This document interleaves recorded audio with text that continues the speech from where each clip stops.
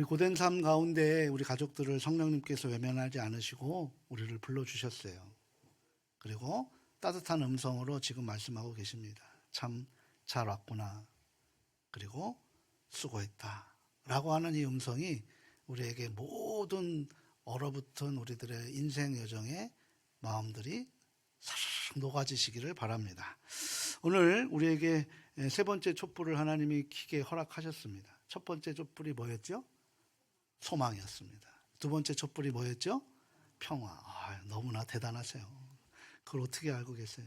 세 번째 촛불이 뭡니까? 오늘 그 말씀의 제목인데 기쁨입니다. 기쁨. 기쁨의 촛불을 우리에게 켜주셨죠.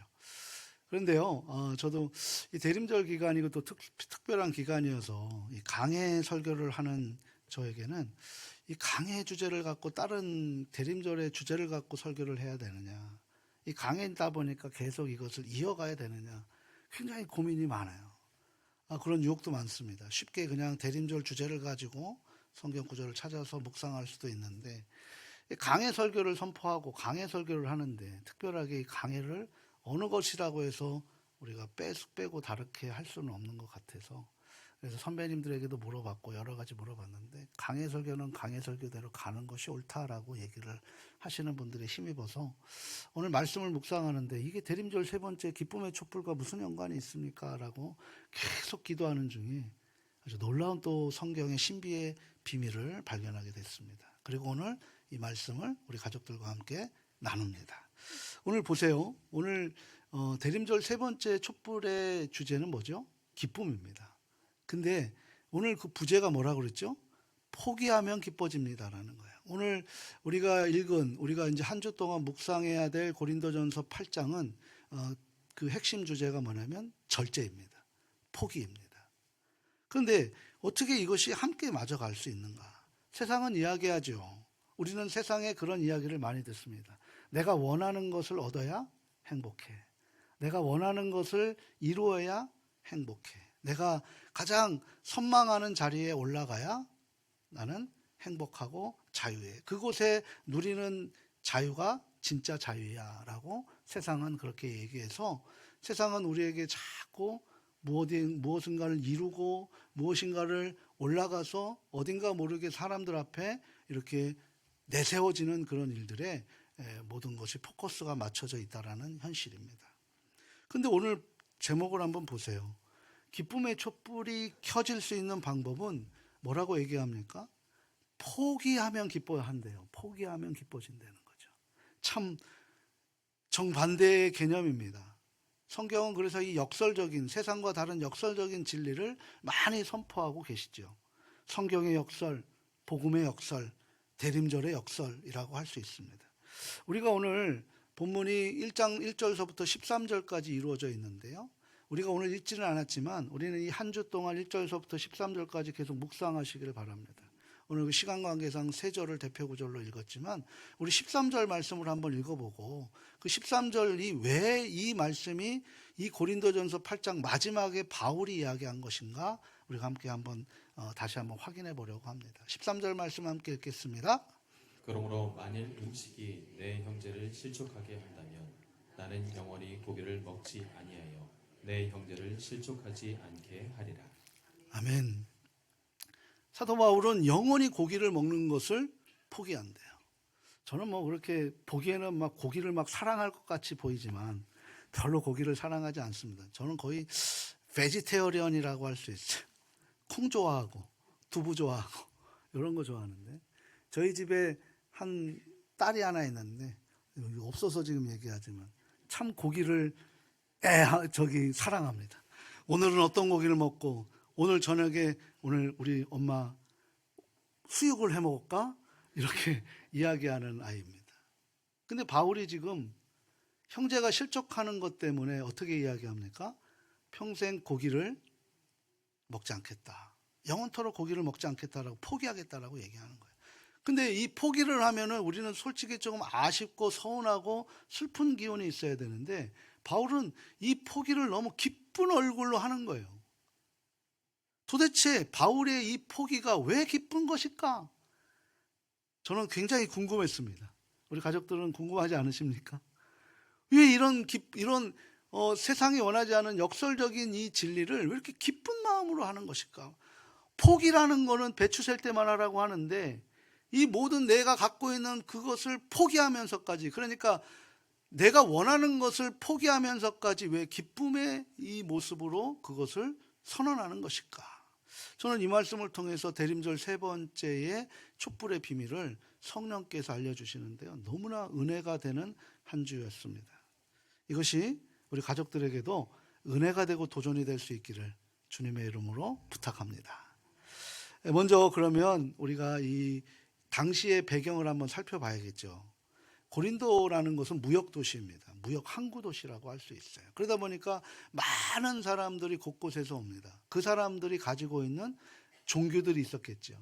그러다 보니까 그곳에는 어떤 특이한 점이 있냐면 그 가장 고린도 산 꼭대기 위에 가장 하늘과 가장 범접한 그곳에 수많은 그 자기들의 종교를 하나님 앞에 올려드리는, 왜냐하면은 해안선을 타고 오다 보니까 나를 살려주십시오라고 하는, 우리가 뭐 하는 기우제나 뭐 이런 것들이 있지 않습니까? 그런 것처럼 그곳에 신전이 막 질비하게 돼 있어요. 그것을 그리스 신화에 보게 되면 아프로디테 신전이라고 얘기합니다. 그런데요, 그곳에 이 제사를 종사하는 그 신전 창녀들이라고도 얘기하고 신전에 종사하는 여인들이 무려 1000명이 넘었습니다. 1000명이 넘었다는 건 뭐예요? 그곳에 엄청난 제사가 하루아침에도 엄청나게 드려진다라는 거죠. 근데 문제는 뭐였을까? 제사라는 건 뭐죠? 제물을 드리는 거지 않습니까? 그 제물을 드리게 되면 그 제물에 고기가 남지 않겠습니까? 그럼 고기를 해결할 수가 없는 거예요. 그러다 보니까 이 고기를 해결할 수 있는 방법은 뭡니까? 그 시장 상인들과 결탁을 해서 그 시장 상인들에게 그 고기를 사게 하시는 거예요. 사게 하는 거죠. 그러다 보니까 그 시장의 모든 고기는 다 어떤 고기일까요? 80%에서 90%가 다 제사용 고기예요. 제사용 고기. 그러다 보니까 이 교회의 교인들, 평범한 성도들, 그러니까 믿음이 연약한 성도들이 무슨 고민을 할까요? 저거는 우상에 드린 제물인데 먹어도 되나? 라고 하는 이런 그 당시의 상황적 문제들이 쏙쏙 드러나기 시작합니다. 교회에 있는, 그러면서 교회에 있는, 심지어 이제 나는 좀 하나님을 좀 안다, 성경을 좀 안다, 성경의 지식을 갖고 있는, 어떻게 보면 직분자라고 할 수 있겠죠. 그 직분자들이 나타나기 시작합니다. 1절 말씀을 우리 한번 화면을 통해 같이 한번 읽어보도록 합니다. 우상의 제물에 대하여는 우리가 다 지식이 있는 줄을 아나. 지금 뭐라고 얘기해요? 우상의 제물에 대하여는 우리가 다 지식이 있는 줄 아나. 그러니까 다 각자의 기준이 갖고 있었던 거죠. 우리는 다 압니다. 자유 있게, 자신 있게 선언합니다. 야, 그 우상 그거는 가짜인데 아무것도 아니야. 그러니 괜찮아, 먹어도 괜찮아. 신학적으로 틀렸습니까? 신학적으로 틀렸어요? 신이 있습니까? 이 땅의 신은 오직 하나님 한 분밖에 안 계시지 않습니까? 그 나머지는 신이 아니잖아요. 그러니까 그건 신에게 바친 제물이 아니잖아요. 신학적으로는 맞죠. 근데 오늘 본문 4절과 6절을 보게 되면 바울도 같은 말을 해요. 그러니까 신학적으로는 100% 정확한 거죠. 왜? 이 땅의 신은, 유일한 신은 창조주 하나님 외에는 없는 줄 믿으시길 바랍니다. 이게 유일신이에요. 근데 문제는 뭐였나요? 1절 후반부에 나타나기 시작합니다. 우리 화면을 통해 1절 후반부 같이 한번 또 읽어보도록 합니다. 지식은 교만하게 하며 사랑은 덕을 세우나니. 그 하나님을 아는 지식이 있는데 그 지식이 결국은 뭘 한다고 얘기합니까? 교만하게 하고 사랑은 덕을 세운다라고 얘기하는 거예요. 그러면 여기서 교만하게 한다는 의미가 뭘까? 원어적으로 살펴보니까 부풀어 오르게 한다는 거예요. 부풀어 오르게 한다. 풍선처럼 부풀어 오른다는 거죠. 그러니까 이 지식이 뭐가 되는 거예요? 머리만 커지는 거죠. 우리 한 50년 전에는 정말 배움의 길이 없어서 학교를 가지 못하고 정말 저 간판의 글씨도 나중에 읽지 못해서 나중에 그 글자를 알면서 막 기뻐하시는 어른들이 계셨죠.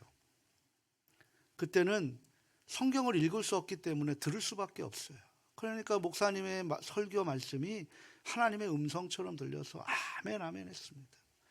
근데 지금은 대학은 우리의 기본 하나의 코스곡이 돼버렸죠. 그러다 모든 사람들이 다 알고 있는 거죠. 그러다 보니까 내 안에 지식이 들어가니까 판단하기 시작하는 거예요. 순수성이 결여돼 버리고 말아버리는 이 시대로 가고 있는 것입니다. 그러니까 지금 여기도 마찬가지로 머리가 부풀어진다는 건 지식이 많아질수록 머리가 커진다는 거예요. 그들이 그걸 알았습니다. 그리고 그 지식을 자랑했어요. 그리고 자기들만큼 모르는 사람들을 때로는 무시하게 되는 거예요. 넌 그것도 몰라? 이건 바로 이런 거야 라고 얘기하는 거죠. 근데 반면에 바울이 얘기하는 덕을 세운다라는 것은 뭐냐면 집을 짓는다라는 의미예요. 집을 짓는다.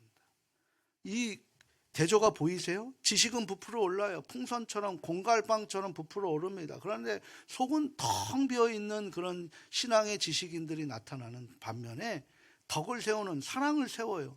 근데 그 사랑을 세우니까 집이 견고해져요. 신앙이 견고해져요. 그리고 함께 자라는 일이 벌어진다는 거죠. 그러니까 지식은 나 혼자 커지는 반면에 덕은 어떻게 됩니까? 사랑을 함께 자라는 것으로 나아가는 것을 1절에서 우리에게 보여주고 있는 거예요. 그럼 진정한 알미 무엇일까? 우리 2절과 3절 말씀에서 바울이 이렇게 설명하고 있는데요. 같이 한번 읽어보도록 합니다. 만일 누구든지 무엇을 아는 줄로 생각하면 아직도 마땅히 알 것을 알지 못하는 것이요. 또 누구든지 하나님을 사랑하면 그 사람은 하나님도 알아주시느니라. 아멘. 아주 충격적인 해석을 하고 있어요, 바울이. 뭐라고 합니까? 내가 하나님 좀 안다라고 얘기하는 그 순간 뭐가 되는 거예요? 진짜 아는 게 아니래요. 가짜로 아는 거라는 거예요. 그럼 하나님을 안다는 것이 뭘까요? 신학적인 지식이 아니라는 것을 바울은 지금 역설적으로 우리에게 얘기해 주고 있는 거예요. 그럼 하나님이 안다는 것은 뭘까요? 하나님을 안다는 것은 창세기 1장에 보게 되면 야다라는 말처럼 안다라고 하는 바로 부부 사이를 아는 것, 내가 옆집 사람을 아는 그런 아는 것이 아니라 나와 관계를 맺는 것을 하나님께서 안다라고 얘기하는 거예요. 저와 여러분은 예수 그리스도의 그 희생을 통해서 하나님을 알게 되는 줄 믿습니다. 머리로 아는 것이 아니라 마음으로 아는 거예요. 그 마음으로 아는 것, 그 관계 맺는 것이 결국은 뭐라는 거예요? 사랑이라는 것을 바울은 역설적으로 이 고린도 교회뿐만 아니라 지금 2000년이 지난 우리에게도 동일하게 지금 말씀하고 계시는 줄 믿습니다. 그러니까 하나님을 안다는 것은 다시 해석해 보면 하나님을 사랑하는 사람이 다른 사람도 사랑하게 되는, 이것이 우리 교회의 1명령 아니겠습니까? 우리에게 주신 하나님 사랑과 이웃 전도 뭐예요? 뭘 전도하시겠어요? 뭘 전하시겠어요? 하나님의 사랑을 전하는 거죠. 그것이 복음이래요. 그것이 하나님 나라가 세워진다라고 우리 교회가 이 땅에 만들어 놓고 일대 목사님을 통해서 저에게까지 그리고 우리에게까지 이어져서 지금 이 1명령과 2명령을 지금 우리가 진행하고 수행하고 그 우리의 소명으로, 우리의 사명으로 만들어가고 있는 것입니다. 우리 다음 세대들에게 이 사랑을 전수해야 된다라는 것이 우리의 소명이라는 거죠. 우리 사랑하는 여행가족들, 우리도 한번 비슷하지 않습니까? 혹시 이런 생각 한번 해보신 적 없으십니까? 저 사람은 왜 저 모양이지? 왜 저렇게 신앙생활을 저렇게 하지? 아직도 저런 것을 모르나? 나는 이것쯤은 아는데 왜 저렇게 행동을 하지? 바울은 오늘 우리에게도 말하고 있는 거예요. 방금 말하는 순간 우리는 진짜 하나님을 아는 것이 아니라는 거예요. 하나님께서 우리에게 신앙의 지식을 주시는 이유가 뭘까요? 다른 사람을 판단하고 정죄하라고? 아니에요. 축복하고 감사하고 사랑하라고. 사랑하는 사람은 어떻게 됩니까? 그 사랑으로 다른 사람을 세울 수 있는 거죠. 서로가 서로를 사랑할 때 연약한 사람을 세울 수 있는 거예요. 왜 저렇게 저 사람은 자꾸 저래? 라고 얘기할 때가 아니라 저 믿음이 연약하구나. 그래서 더 사랑하고 더 세워서 진정한 예배자로 설 수 있어야 되는 거예요. 이 자리에 와 계시는 게 중요한 것이 아니라 이 자리에서 하나님의 말씀을 듣고 마음속에 새겨서 삶의 자리에서 진짜 삶의 예배자로 내 산제물을 드리는 것이 더 중요하다라는 것을 하나님이 말씀하고 계시는 것입니다. 그래서 이 자리가 되게 중요한 거예요. 이 자리를 소중하게 여기면서 마음으로 하나님의 말씀을 듣게. 저도 여기 단에 올라와서 하나님 앞에 기도합니다. 부족한 죄인이 어떻게 하나님의 말씀을 전할 수 있겠습니까? 저는 사라지고 하나님의 말씀만 성령의 능력으로 선포하게 하옵소서라고 기도하고 이 자리에 두렵고 떨리는 마음으로 서 있는 것입니다. 그러면 바울이 먼저 이 신학적 토대를 분명하게 말하고 있었어요. 우리 화면을 통해 4절에서 6절 핵심 부분만 우리가 한번 읽어보도록 합니다. 우상은 세상에 아무것도 아니며 또한 하나님은 한 분밖에 없는 줄 아노라. 우리에게는 한 하나님 곧 아버지가 계시니 또한 한 주 예수 그리스도께서 계시니. 아멘. 신의 개념이 뭘까요? 신의 개념. 의지이죠. 의지. 신은 의지의 대상입니다. 우리가 뭐에 의지하십니까? 돈에 의지하고 권력에 의지하고 세상에 의지하고 사람에 의지해서 상처받는 것 아니겠어요? 그렇죠? 근데 지금 뭐라고 말씀하셨어요? 우상은 세상에 아무것도 아니며 오직 삼위일체 하나님만이 진정한 우상이고 의지의 대상이라는 거예요. 그러면 이 땅의 사람들은 뭐의 대상일까요? 사랑의 대상이죠. 내가 사랑을 받았으니 그 사랑을 흘려보내는 대상입니다. 다시 한번 부탁드리지만 세상과 사람을 의지해봤자 가장 가까운 배신감과 상처를 받게 되는 거예요. 교회에서는 주님과 말씀만 의지하시고 우리 가족들은 뭐 하는 대상이에요? 사랑의 대상이라는 것입니다. 여기에 또 7절에 아주 중요한 말씀을 하는데요. 7절 말씀도 화면을 통해 한번 읽어보도록 합니다. 그러나 이 지식은 모든 사람들에게 있는 것이 아니므로. 가족 여러분, 이 한 문장의 이 무게를 느껴지십니까? 이게 바로 목회예요. 목회는 혼자 하는 것이 아니라 함께 만들어가는 거예요. 이 지식, 그러니까 하나님을 아는 사랑의 지식, 실천하는 이 지식은 모든 사람들에 있는 것이 아니래요. 이게 사랑입니다. 고린도 교회에도 두 부류가 있었어요. 우리 교회에도 두 부류가 있습니다. 고린도 교회에 강한 자들이 있어요. 뭐예요? 우상은 아무것도 아니야. 우리는 자유해. 그러니까 신앙적으로 굉장히 흔들림이 없는 강한 사람들이 있어요. 근데 그 반면에 연약한 사람들이 있더라는 거죠. 이제 막 믿기 시작한 사람들, 아직도 예수님을 직접 영적으로 영접하지 못한 그런 교인들, 그리고 습관적으로 세상의 그 모든 습관들이 남아있는, 그래서 그 선택을 하나님이 아닌 세상 것을 먼저 선택하게 되는 그런 습관에 처해 있는 우리로 얘기하는 노미널 크리스찬, 명목상 그리스도인들이 있더라는 거죠. 지금까지 우상에 대한 습관이 있어서 우리가 그렇지 않습니까? 20년, 30년 동안 세상에 그렇게 동하다가 하루아침에 주님 믿는다고 해서 그럴 수 있습니까? 저도 목회자 되기 전에, 목회자가 제가 되기 싫었던 이유 중에 하나가 뭐냐면 제가 세상을 너무 사랑했어요. 제가 세상 속에 있는 그런 것들이 너무 좋았어요. 그리고 저는 새벽을 잘 깨워 일어나는 사람이 아니었어요. 그런데 주님을 만나게 되면 내가 새벽을 깨워야 되고 새벽 인도한다는 거는 일어날 수가 없는 거예요. 할 수가 없는 거예요. 그리고 내가 너무 좋아하는 것들이 세상 속에 있다 보니까 그것을 포기해야 되니까 주님 만나는 것이 너무 괴롭고 힘들어서 거의 20년 가까이를 그렇게 요나처럼 도망 다니다가 결국은 꼬꾸라져 하나님 앞에 다시 서게 되는 이 부족한 사람이 바로 저입니다. 마찬가지라는 거예요. 한번 상상해 보십시오. 20년, 30년 동안 세상에 그렇게 동화되었다가 예수님을 이제 믿어요.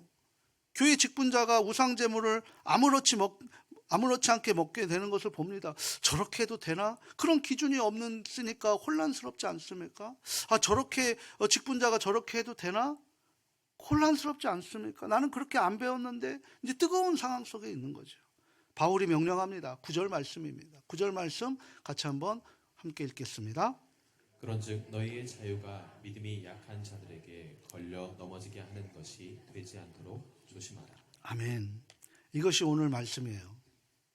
너희의 주시는 신앙의 자유가 믿음이 연약한 자들에게 걸려 넘어지지 않게 되도록 뭐하라? 조심하라. 조심하라는 것은 끊임없이 계속해서 주의하라라는 거예요. 뭘 주의하라는 거예요? 남의 잘못된 티를 보는 것이 아니라 내 자유를, 나는 할 수 있어요. 나는 자유예요. 나는 권리 있어요. 나는 흔들리지 않아요. 근데 그 자유가 약한 현재들에게 기준이 되어서 왜 그렇게 못해? 라고 말하는 그 순간 그 약한 자는 뭐가 됩니까? 상처를 입게 되고 주님과 멀어지는 그런 계기가 되어버릴 수 있다는 것을 지금 바울이 고린도 교회뿐만 아니라 우리 예언교회도 지금 이 대림절 세 번째 주일날 우리에게 말씀해주고 있는 것입니다. 이 아름다운 이야기, 자신의 자유를 포기하고 자신의 권리를 포기해서 한 사람을 세우면서 너무나 기뻐하는 아름다운 이야기 성경 속에 있습니다. 그것이 누구냐면 요나단과 다윗의 이야기입니다. 너무나 아름다운 이야기죠. 요나단은 사울 왕의 아들입니다. 왕의 아들이면 뭡니까? 태어나자마자 왕의 아들은 뭐예요? 왕자죠, 왕자. 그 왕자는 누굽니까? 그 아버지의 왕을 계승하는 계승자입니다. 그에게는 그 권리가 있었어요. 이스라엘 왕이 되는 그런 수순이 있었습니다. 그런데 하나님은 누구를 택하셨어요? 요나단이 아니라 다윗을 택하셨어요. 근데 그 사실을 요나단이 알았습니다. 생각해 보십시오. 예수님이 이 땅에 태어난다고 해서 동방박사가 왔을 때, 헤롯 대왕에게 왔을 때 헤롯 대왕이 내가 왕인데 또 누가 왕이야? 그 자신의 왕이라는 사실이 정통성이 없다 보니까 어떻게 됩니까? 2세대 남아들을 다 죽이는 그런 엄청난 끔찍한 일을 벌어지게 된 거죠. 요나단도 생각해 보십시오. 내가 다음 수순인데 어떻게 다른 사람이 왕이 돼? 그것도 나보다 어린 다윗이? 저 꼬마가? 그랬을 때에 그 마음이 어디 있었겠냐는 거죠. 그런데요, 요나단이 어떤 마음을 품고 있었는지 사무엘상 18장 1절에 아주 정확하게 기록되어 있습니다. 같이 한번 우리 사무엘상 18장 1절을 함께 읽겠습니다. 다윗이 사울에게 말하기를 마침에 요나단의 마음이 다윗의 마음과 하나가 되어 요나단이 그를 자기 생명같이 사랑하니라. 아멘. 요나단이 다윗을 어떻게 사랑했다고요? 자기 생명같이 이심전심이 된 거죠. 하나의 합심이 된 겁니다. 요나단은 선택해야 돼요. 자기의 권리를 주장할 것이냐, 아니면 하나님이 택하신 사람을 세우며 자신의 권리를 포기해야 될 것이냐. 어떻게 했습니까? 자신의 권리를 포기했다는 거죠. 근데 어떻게 포기했어요? 억울하게 알겠어요.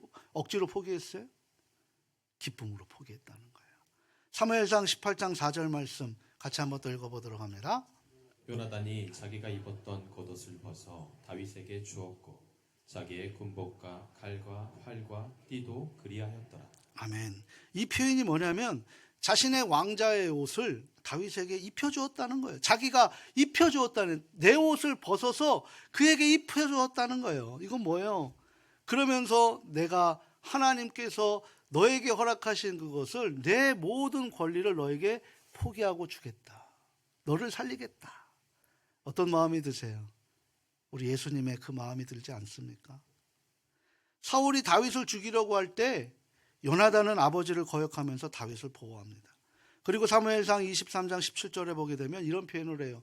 너는 이스라엘 왕이 되고 나는 내 다음이 될 것이다. 얼마나 멋진 이야기입니까? 요나단은 자신의 정당한 권리를 포기했어요. 왜요? 하나님의 다윗을 세우기 위한 그 순리에 순종했던 거죠. 그러기 위해서 다윗을 자기 마음처럼, 자신처럼 사랑했다라는 것입니다. 결국 요나단은 아버지와 함께 비참하게 전장에서 죽습니다. 왕이 되지도 못하고 비참하게 죽어요. 세상적으로 보게 되면 완전한 실패 인생입니다. 근데 그 이후에 이 사무엘하 1장 26절에 그 요나단이 죽음을 통해서 다윗이 얼마나 애곡하는 그 마음을 그 글에 담아내는지 한번 확인해 보실까요? 사무엘하 1장 26절 말씀이에요. 같이 한번 읽어보도록 합니다. 내 형 요나단이여, 내가 그대를 애통하면 그대는 내가 심히 아름다우나 그대가 나를 사랑함이 기이하여 여인의 사랑보다 더하였도다. 아멘. 이렇게 요나단의 사랑을 다윗이 순수하게 기록해냈다는 거죠.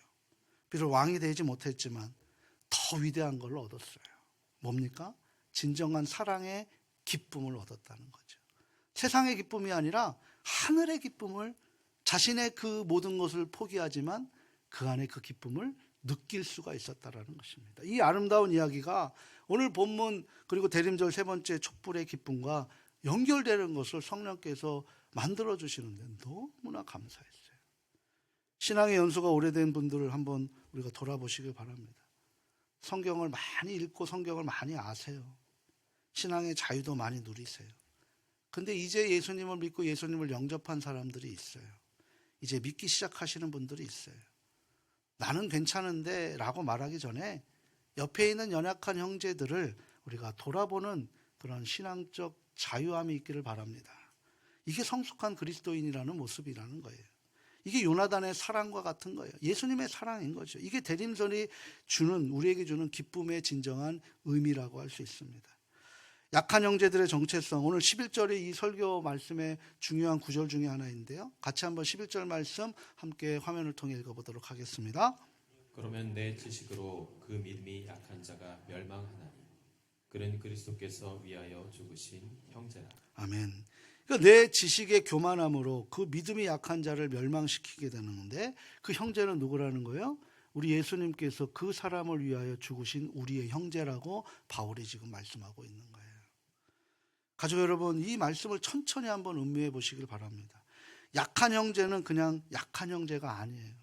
예수님께서 십자가의 보혈로 살리신 형제라는 거죠. 그것을 우리의 지식으로 우리의 조금 아는 것으로 그 사람을 정죄하고 그 사람을 상처 주게 되면 그것은 예수님이 죽으시는 것과 같은 것을 의미하고 있는 거예요.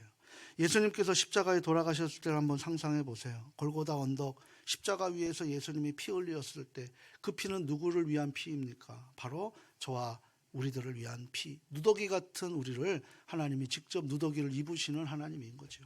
아직 우상의 두려움이 남아있는 그 사람, 신앙의 확신이 약한 그 사람, 여전히 세상이 좋아하는 그 사람, 세상의 것들 때문에 그 세상의 것들로 인해서 아직도 갈피를 차리지 못하는 그 약한 사람, 이렇게 예수님께서 이런 사람들을 위해 자기 목숨을 주셨던 거예요. 이게 로마서 5장 6절 말씀인데요. 우리 같이 한번 읽어보도록 합니다. 우리가 아직 연약할 때에 기약대로 그리스도께서 경건하지 않은 자를 위하여 죽으셨도다. 아멘. 아직 연약할 때래요. 아직 연약할 때. 우리가 강해져서가 아니라는 거예요. 우리가 완벽해져서가 아니라는 거예요. 우리가 약할 때, 바로 그때 그리스도께서 우리를 위해 죽으셨다라는 거죠. 그 약한 형제도 마찬가지입니다. 그리스도께서 그를 위해서 피 흘리셨다라는 거예요. 그러니까 그 값을 산 영혼이라는 거죠. 그리스도의 산 보혈로 그 귀한 영혼을 우리에게 볼 수 있게 되는 거죠. 그리고 나서 바울이 12절과 13절을 이야기하는데요. 12절 말씀 한번 먼저 읽어보도록 합니다. 이같이 너희가 형제에게 죄를 지어 그 약한 양심을 상하게 하는 것이 곧 그리스도에게 죄를 짓는 것이니라. 아멘. 저는 이 말씀에 너무 충격적으로 다가왔습니다. 약한 형제를 실족하게 하는 것이 뭐 한다는 거예요? 그리스도에게 죄를 짓게 한다는 거예요. 정말 많은 회개를 했습니다. 하나님, 저의 판단과 저의 기준으로 연약한 우리 가족들에게 상처를 주어서 그 상처가 예수님께 죄를 짓는 모습이었다면 이 시간 저를 용서하여 주시옵소서. 저에게 벌을 내려 주시옵소서. 한 주 동안 이 말씀을 붙들고 살았습니다. 우리 사도행전 9장을 한번 기억해 볼 수 있죠. 사도행전 9장은 어떤 장입니까? 사울이라는 사람이 저 다메섹에 그리스도를 추종하는 사람들이 많이 있다라는 걸 알고 완장을 차고 막 씩씩하게 다 죽여버리겠다라고 막 가는 그 길목에 예수님을 만나는 장면이 사도행전 9장에 기록되어 있습니다. 그때 예수님께서 사울에게 뭐라고 얘기합니까? 사울아, 사울아, 네가 어찌하여 나를 박해하느냐라고 그렇게 물으십니다. 근데 사울은 예수님을 직접 박해한 사람이 아니에요. 예수님의 제자들을 박해했죠. 스데반 집사를 죽이는데 앞장섰던 사람입니다. 근데 예수님이 누구를 박해한다고 얘기해요? 나를 박해한다라고 그렇게 직접적으로 사울에게 언급하십니다. 왜요? 교회는 주님의 몸이기 때문입니다. 우리 한번 생각해 보십시오. 이 새끼손가락에 손가시가 하나 들어가게 되면 새끼손가락만 아픕니까? 온몸이 다 아픈 거예요. 우리 집사님 다리 아프면 다리만 아파요? 전체가 다 아프면 골까지 다 흔들리는 거예요. 기도해 주세요. 또 넘어지셔갖고 다쳤어. 마찬가지라는 거죠. 성도가 한 성도가 아프면 우리 모두는 거기에 집중해야 되는 거예요. 한 성도가 힘들면 그 성도를 위해서 집중해야 되는 거예요. 약한 성도를 상하게 하는 것이 예수님을 상하게 하는 것이다라고 바울이 지금 하나님의 마음을 직설적으로 전하고 있는 것이죠. 그리고 13절 말씀이 바로 처음에 읽었던 그 말씀인데 우리 다시 한번 이제 그 말씀의 의미를 붙들고 한번 다시 읽어보도록 할게요. 같이 한번 읽겠습니다. 그러므로 만일 음식이 내 형제를 실족하게 한다면 나는 영원히 고기를 먹지 아니하여 내 형제를 실족하지 않게 하리라. 아멘. 여기서 영원히 사랑하는 가족 여러분, 이 단어의 무게를 이제 느껴지십니까? 영원히 평생 그 실족하는 사람을 위해서 내가 포기하겠다. 바울은 자유가 있었어요. 권리가 있었어요. 우상은 아무것도 아니라는 것을 누구도 다 알고 있었습니다. 그런데 그 자유를 영원히 포기하겠다는 거죠. 단 한 사람의 약한 형제를 위해서. 가족 여러분, 이것이 바로 슬픈 마음으로 바울이 얘기하지 않았습니다. 기쁜 마음으로 얘기했어요. 나는 이것을 포기할 거야. 저 한 사람의 영혼을 위해서 나는 포기할 거야. 근데 너무나 기뻐. 이런 마음으로 지금 바울이 이야기하고 있는 거죠. 왜냐하면 그 길이 바로 예수님이 걸어가셨던 길이고 그것이 그 삶이 예수님을 닮아가는 삶이기 때문입니다. 이것 때문에 진정한 자유를 자기가 포기하는 대신에 진정한 기쁨을 맛볼 수 있었다라는 사실입니다. 사랑하는 예언가족 여러분, 이게 대림절의 메시지라고 저는 믿습니다. 예수님이 어떤 분이실까요? 빌립보서 2장 6절에서 8절에 너무나 명확하게 말씀해주고 계시죠. 같이 한번 읽어보도록 합니다. 그런 근본 하나님의 본체시나 하나님과 동등됨을 취할 것으로 여기지 아니하시고 오히려 자기를 비워 종의 형체를 가지사 사람들과 같이 되셨고 사람의 모양으로 나타나사 자기를 낮추시고 죽기까지 복종하셨으니. 아멘. 이 말씀처럼 우리 예수님은 하늘 보좌의 영광을 포기하셨어요. 천사들의 찬양을 포기하셨습니다. 하나님과 동등된 자리를 포기하셨습니다. 그 이유는 무엇일까요? 연약한 우리를 위해서 요한복음 10장 11절에 주님께서 분명히 직접적으로 말씀해 주셨어요. 같이 한번 읽어보도록 합니다. 하늘 보좌의 영광. 우리 요한복음 10장 11절 우리 띄워주세요. 요한복음 10장 11절 제가 읽겠습니다. 나는 선한 목자라. 선한 목자는 양들을 위하여 목숨을 버리거니와 라고 합니다. 예수님은 99마리에 이른 한 마리를 찾으러 광야로 가셨습니다. 바로 그 한 마리가 우리의 각자였던 거죠. 대림절은 이것을 기억하는 절기예요. 강한 자가 약한 자를 위하여 낮아지는 것, 자유로운 자가 그 자유를 절제하는 것, 권리 있는 자가 권리를 포기하는 것, 이것이 바로 성육신의 정신입니다. 십자가의 사랑이에요. 이것이 진정한 기쁨이라고 할 수 있는 거죠. 바울이 말해요. 나는 영원히 고기를 먹지 아니하여 내 형제를 실족하지 않게 하리라. 요나단이 말해요. 너는 왕이 되고 나는 내 다음이 될 거야. 우리 예수님께서도 말씀하셨습니다. 나는 선한 목자라. 양들을 위하여 목숨을 버리거니와. 이게 진짜 기쁨이에요. 내가 포기했지만 내 곁에 형제가 세워져요. 내가 낮아졌지만 그곳에 예수 그리스도가 높아지는 거예요. 내가 절제했지만 교회가 하나로 강건하게 세워지는 것입니다. 우리 예언가족 여러분, 이제 이 대림절 세 번째 촛불의 의미를 알고 기쁨을 몸소 삶에서 실천할 수 있기를 바랍니다. 우리는 딱 한 가지만 반드시 실천하길 바라요. 이번 주 내가 봤을 때 연약한 사람이 있겠죠. 그 연약한 사람, 신앙이 약한 사람, 교회 생활에 익숙하지 않은 사람, 여전히 세상에 아직 그 발을 떼지 못한 사람, 이 한 사람을 지금 마음에 떠올려 보실 것입니다. 아마 성령님께서 떠올려 주실 것입니다. 그 한 사람을 위해서 나에게 주신 시간의 자유, 나에게 주신 물질의 자유, 나에게 주신 그 열정의 자유를 절제해 보시고 그 한 사람에게 식사 한번 하자고 손을 내밀든가 안부 전화를 하고 문자를 하면서 그 사랑을 한번 나눠보십시오. 그것으로 충분합니다.